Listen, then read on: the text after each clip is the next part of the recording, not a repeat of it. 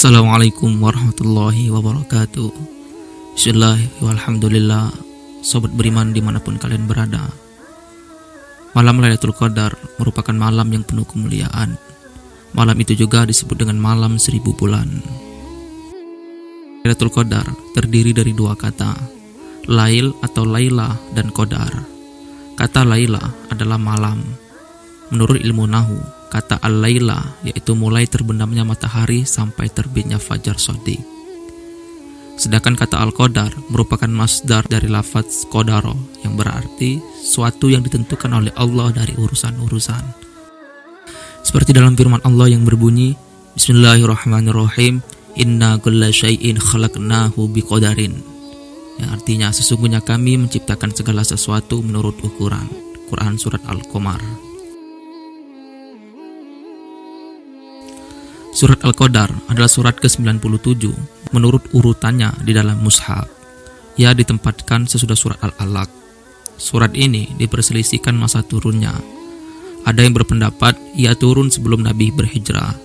Ada juga yang berpendapat sesudahnya. Melihat isi kandungan surat Al-Qadar yang membicarakan tentang Lailatul Qadar yang merupakan salah satu malam di bulan Ramadan, dan mengingat bahwa kewajiban berpuasa baru ditetapkan pada tahun kedua Hijriah, maka pendapat mayoritas ulama menyatakan surat ini tergolong dalam Madaniyah. Asbabun nuzul mengenai surat Al-Qadar tentang Lailatul Qadar terdapat beberapa pendapat, antara lain pendapat pertama, yaitu Mujahid berkata, yang artinya ada laki-laki dari Bani Israel yang pada malam harinya ia beribadah hingga pagi. Kemudian pagi harinya ia berjihad hingga sore. Hal yang seperti itu dilakukan selama 1000 bulan. Maka Nabi Muhammad SAW dan orang-orang muslim merasa kagum dengan apa yang dilakukan oleh laki-laki dari Bani Israel tersebut. Maka Allah menurunkan ayat ini, yaitu Lailatul Qadar pada umatmu Muhammad jauh lebih baik daripada laki-laki Bani Israel yang membawa pedang selama 1000 bulan. Pendapat kedua yakni dari Malik bin Anas. Ia mengatakan, aku mengira Rasulullah itu sebagai orang yang panjang umurnya. Maka aku menganggap umat Nabi Muhammad pendek umurnya. Dan aku takut umat Nabi tidak dapat menyamai umur umat yang lain. Maka Allah memberikan Lailatul Qadar kepada umat Nabi Muhammad, yaitu Lailatul Qadar lebih baik dari 1000 bulan umur umat yang lain. Pendapat selanjutnya yakni Ibnu Arabi juga mengutip penjelasan Imam Malik dalam kitab Al-Muwatta, menyebutkan riwayat Ibnu Qasim dan yang lainnya. Wa haddatsani Ziyad an Malik annahu sami'a may yathiqu bihi min ahli ilmi yaqulu inna Rasulullah sallallahu alaihi wasallam ariya a'maran nasi qablahu wa ka'annahu tafassara a'mara ummatihi alla yablughu minal amali mislal ladzi balagha ghairuhum fi tulil umri fa'tahullahu lailatul qadri wa ja'alaha khairum min alfi syahrin. Yang mana artinya, aku mendengar seseorang yang terpercaya berkata, sungguh Rasulullah SAW pernah diperlihatkan usia umat-umat terdahulu. Melihat itu, Nabi pesimis bahwa usia umatnya tidak akan mampu untuk mencapai amal ibadah yang dilakukan umat-umat tersebut. Kemudian Allah Subhanahu wa Ta'ala memberikan Nabi dan umatnya malam Lailatul Qadar yang lebih utama dari 1000 bulan. Apa yang dijelaskan oleh Ibnu Arabi di atas sudah sangat jelas. Syariat umat Nabi Muhammad SAW adalah syariat yang begitu sempurna, memiliki keunggulan-keunggulan yang tidak dimiliki oleh umat-umat terdahulu. Di antara keunggulan itu adalah malam Lailatul Qadar yang keunggulannya tidak tertandingi. Kita tidak bisa memastikan kapan persisnya malam itu tiba, karena Allah Subhanahu wa Ta'ala memang merahasiakannya. Tetapi kita masih bisa memprediksinya melalui pendapat para ulama yang ada. Menurut pendapat Ibnu Hajar al-Asqalani, salah satu ulama hadis terkemuka dari mazhab Syafi'i, menurut Ibnu Hajar, terkait waktu terjadinya malam Lailatul Qadar, ada banyak sekali pendapat. Masing-masing pendapat dengan landasan argumennya. Ibnu Hajar dalam kitabnya Fathul Bari menyebutkan ada 45 pendapat soal ketetapan waktu malam Lailatul Qadar. Namun, menurut Ibnu Hajar, dari 45 pendapat itu, yang paling unggul atau rajih adalah pendapat yang mengatakan bahwa malam Lailatul Qadar terjadi pada tanggal ganjil dari 10 malam terakhir bulan Ramadan dan jatuhnya di malam berbeda pada tiap tahunnya.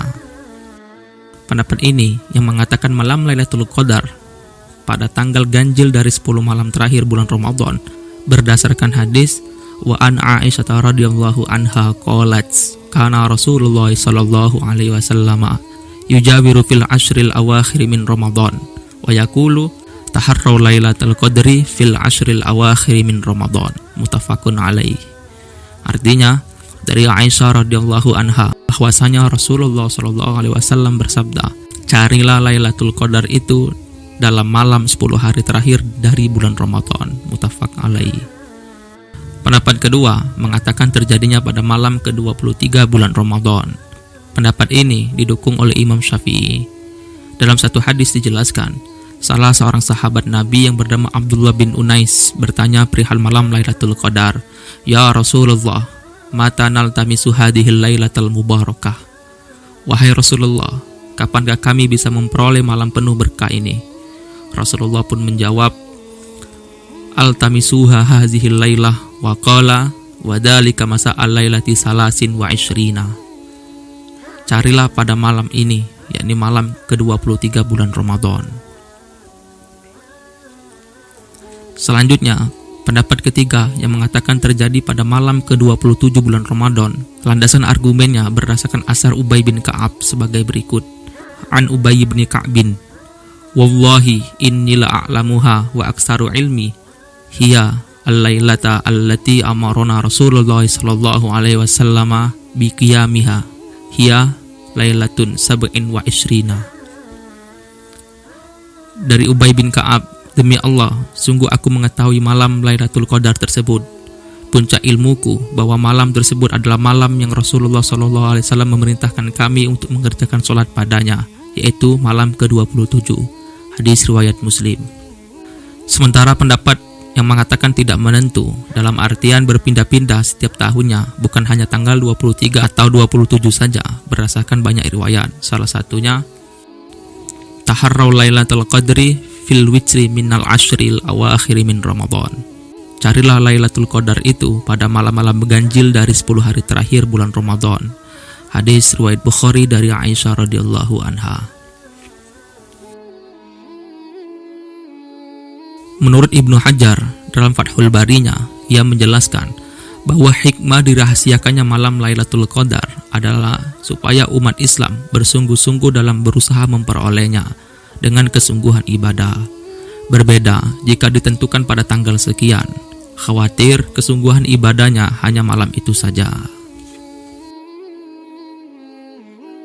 Yang pertama, pada hari itu matahari bersinar tidak terlalu panas dengan cuaca sangat sejuk, sebagaimana hadis yang diriwayatkan oleh Imam Muslim, wa amaratuha an tatlu asy-syamsu fi sabihati yaumiha bayda'a la syu'a alha.